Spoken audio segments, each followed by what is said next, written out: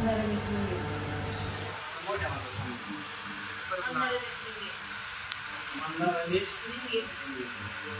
तुम्हाला काय म्हणजे आजार काय होता, काय दुखत होतं? माझं कंबरला दुखत होतं. डॉक्टरने मला गॅप सांगितलं. कंबर अजून गुडघे कंबर औषधं नेल्यातून मला 15 दिवसात बरं वाटलं जातं.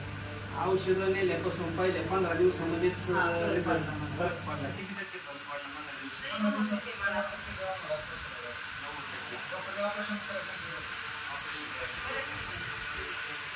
आयुर्वेदिक उपचारासाठी भरपूर ठिकाणी गेले आहे, पण आम्हाला रिझल्ट नाही लागले.